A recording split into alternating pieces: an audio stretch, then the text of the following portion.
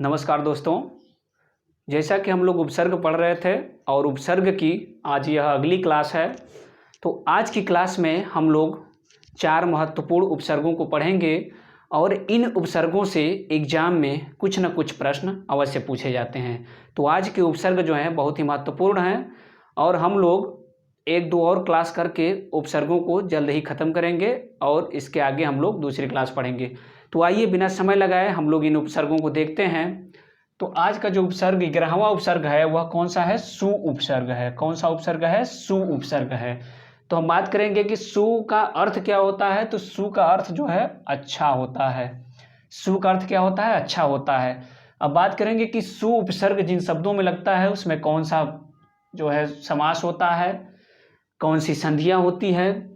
तो सु उपसर्ग से बनने वाले शब्दों में कर्मधारय समास होता है तथा शब्दों का संयोग भी होता है। इसमें दीर्घ संधि होती है, यण संधि होती है और व्यंजन संधि होती है।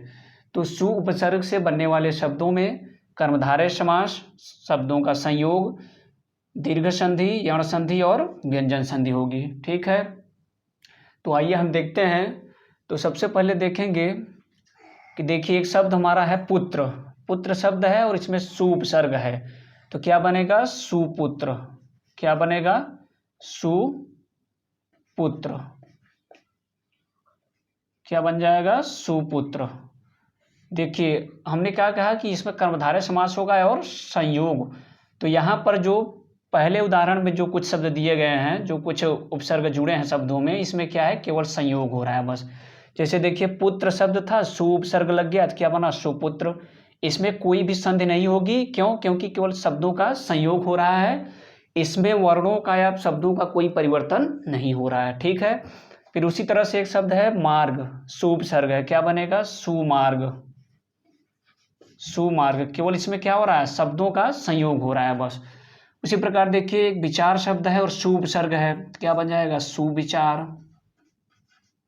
सुविचार हो जाएगा, संयोग। उसी तरह से कन्या शब्द है, सु उपसर्ग है तो क्या हो जाएगा? सुकन्या। सुकन्या हो जाएगा। क्या हो जाएगा? सुकन्या।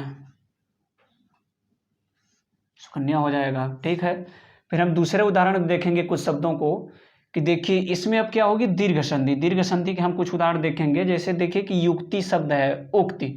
उक्ति शब्द है, सु उपसर्ग है तो सु क्या हो जाएगा? बड़ा हो जाएगा। तो हो जाएगा यहाँ पे सूक्ति। क्या हो जाएगा? सूक्ति।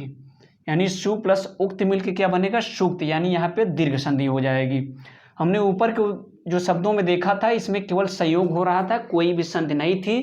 क्यों? क्योंकि इनमें केवल शब्दों का संयोग हो रहा था, कोई भी वर्ण या शब्द परिवर्तन नहीं हो रहा था। यहाँ पर देखिए युक्ति शब्द था, सु उपसर्ग क्या बन गया? सूक्ति। यहाँ पे परिवर्तन हो रहा है, छोटी सु की मात्रा था यहाँ पे बड़ा हो गया तो क्या बनेगा? दीर्घ संधि। उसी तरह से अल्प शब्द है, सु उपसर्ग है, क्या बन जाएगा? स्वल्प। स्वल्प हो जाएगा। उसी प्रकार से उर्मी शब्द है, सु उपसर्ग है तो क्या बन जाएगा? सुरमी। क्या बनेगा? सुरमी। सुरमी हो जाएगा। उसी प्रकार से आगत शब्द है, सु उपसर्ग है तो क्या हो जाएगा? स्वागत।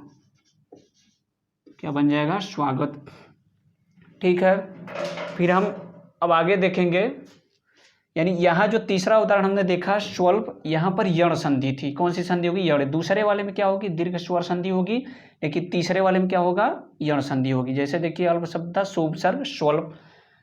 आगत शब्द है, सु उपसर्ग स्वागत बन गया, यदि व में आधा स हो गया तो इसमें यण संधि होगी, दूसरे वाले में दीर्घ स्वर संधि होगी और पहले वाले में क्या होगा? पहले वाले उदाहरण में केवल शब्दों का संयोग होगा। ठीक है, हमने सु उपसर्ग को देख लिया। अब हम बात करेंगे अति उपसर्ग का। किसका? अति उपसर्ग का। तो अति का अर्थ पहले देखेंगे। तो अति उपसर्ग का अर्थ जो होता है वह विशेष होता है, ज्यादा होता है, विशेष और ज्यादा होता है। ठीक है, अब इसके बनने वाले शब्दों में अब बेभाव समास होगा, शब्दों का संयोग होगा, दीर्घ संधि होगी, यण संधि होगी और शब्द कैसे होंगे? तत्सम शब्द होंगे। यानी इन चारों उपसर्गों से बनने वाले शब्द की बात करें तो कौन सा शब्द होगा? तत्सम शब्द होगा। ठीक है, देखिए जैसे पहले उदाहरण देखेंगे तो शीघ्र हमारा शब्द था, अति उपसर्ग है तो क्या हो जाएगा? अति शीघ्र। अतिशीघ्र बनेगा, यानी यहाँ पे भी शब्दों का क्या हो रहा है, केवल संयोग हो रहा है। ठीक है।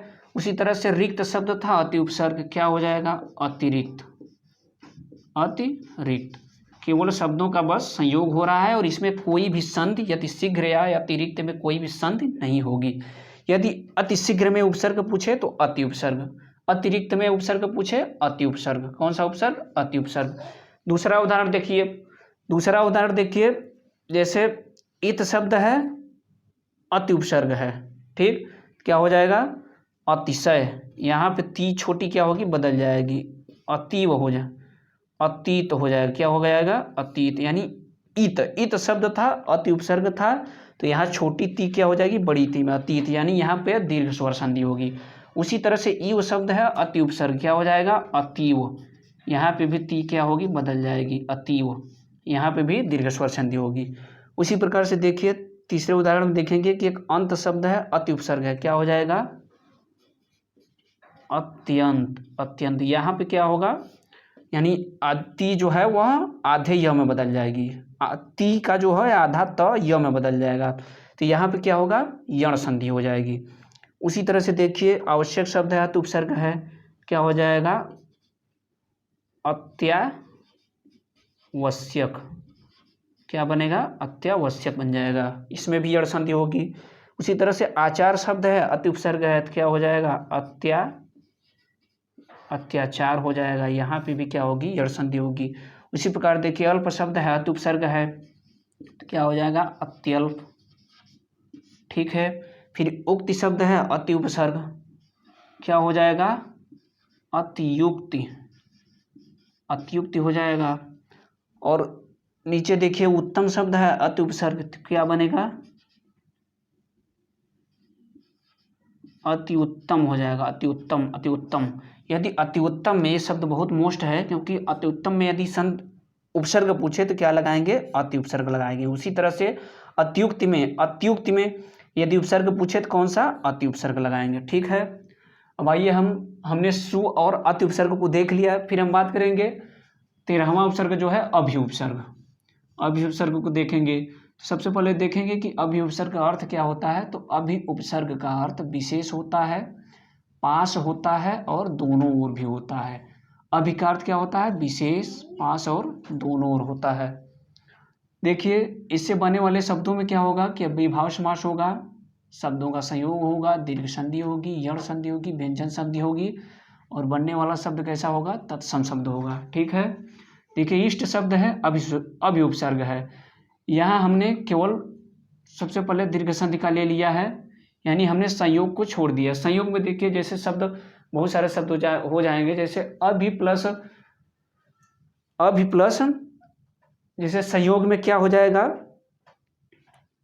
संयोग में देखिए जैसे आपका हो जाएगा अभि प्लस मुख है, अभि प्लस मुख क्या हो जाएगा, अभिमुख।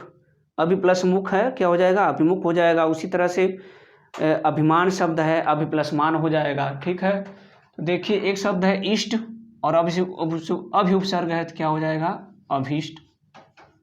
इसमें भी छोटी भी क्या हो जाएगी, बड़ी भी बन जाएगी, यानी यहाँ पे शब्द कौन सा बनेगा, दीर्घ स्वर संधि हो जाएगी, संधि की बात करें तो।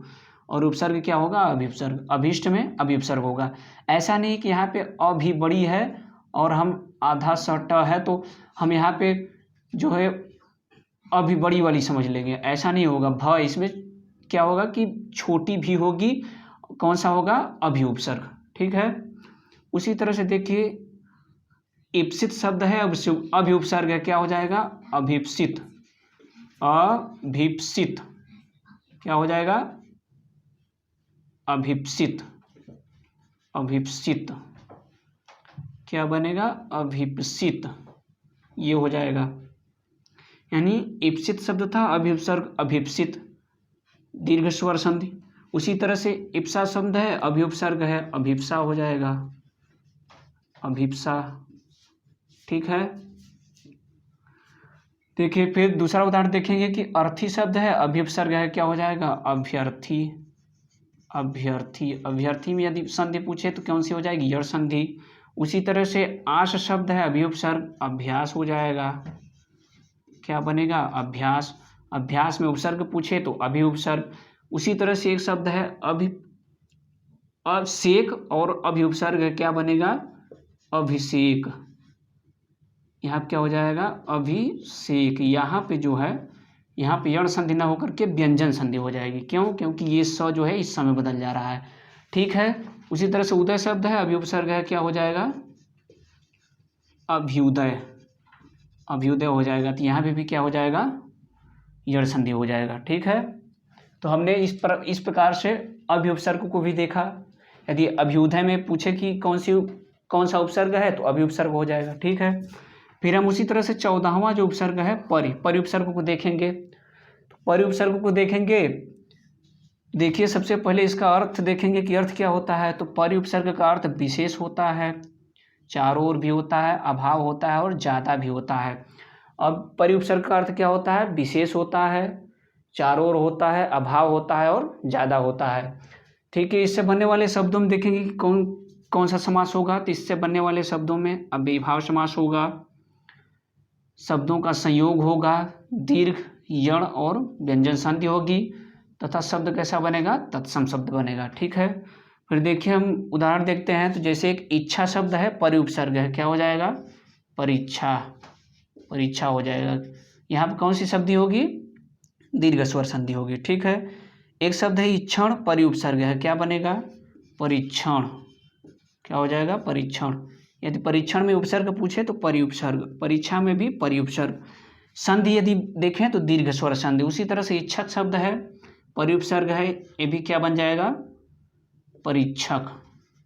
क्या बन जाएगा? परीक्षक। इसमें भी क्या है? दीर्घ स्वर संधि है। ठीक है।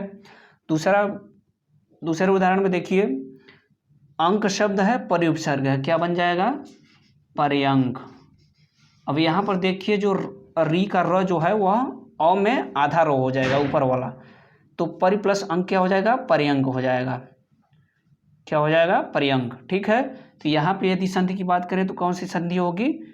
यहाँ पे यण संधि हो जाएगा। कौन सी संधि होगी? यण संधि। ठीक उसी तरह से आप्त शब्द है, परिउपसर्ग है, क्या हो जाएगा? पर्याप्त। क्या हो जाएगा? पर्याप्त। पर्याप्त। ठीक है। उसी तरह से यहाँ पे देखिए आवरण शब्द है, परिउपसर्ग है, क्या बनेगा? पर्यावरण। पर्यावरण हो जाएगा। उसी प्रकार उत्सुक शब्द है, परिउपसर्ग है, तो क्या हो जाएगा? क्या होगा? परिउत्सुक। क्या बन जाएगा? परिउत्सुक। यदि परिउत्सुक में पूछे कि कौन सा उपसर्ग है तो क्या लगाएंगे? परिउपसर्ग लगाएंगे। यदि पर्यावरण में भी पूछे कि कौन सा उपसर्ग हो जाएगा तो परिउपसर्ग हो जाएगा। और ये दोनों ही बहुत मोस्ट हैं, क्योंकि परिउत्सुक में पूछ लेगा कि कौन सा उपसर्ग होगा तो हम परिउपसर्ग लगाएंगे। उसी तरह से पर्यावरण में भी परिउपसर्ग होता है, उनको ध्यान रखिएगा। उसी तरह से देखिए तीसरा उदाहरण देखेंगे कि नए शब्द है, परिउपसर्ग है, क्या बन जाएगा? अब यहाँ पे न जो है वो अड़ो में बदल जाएगा, तो बन जाएगा परिणय। क्या बनेगा? परिणय। उसी प्रकार मान शब्द है, परिउपसर्ग, क्या बनेगा? परिमाण हो जाएगा। न का क्या हो जाएगा? अड़ हो जाएगा। यहाँ पे बात करें तो व्यंजन संधि होगी। उसी प्रकार से नाम शब्द है, परिउपसर्ग, क्या हो जाएगा? परिणाम। क्या बनेगा? परिणाम। तो इस प्रकार से जो है परिउपसर्ग के कुछ उदाहरण। तो आज की क्लास में हमने जो है सु, अति, अभि और परिउपसर्गों को देखा। इनसे बनने वाले शब्दों में कौन सी संधि होगी तथा कौन सा समास होगा और किन किन शब्दों में कौन सा उपसर्ग होगा, आदि सभी चीज़ों को हमने देखा। तो आशा है कि आज की यह क्लास आप लोगों को बहुत अच्छी लगी होगी। यदि क्लास अच्छी लगी हो तो आप लोग मेरे चैनल को सब्सक्राइब करिएगा, शेयर करिएगा। आज के लिए बस इतना ही। तब तक के लिए धन्यवाद। जय हिंद।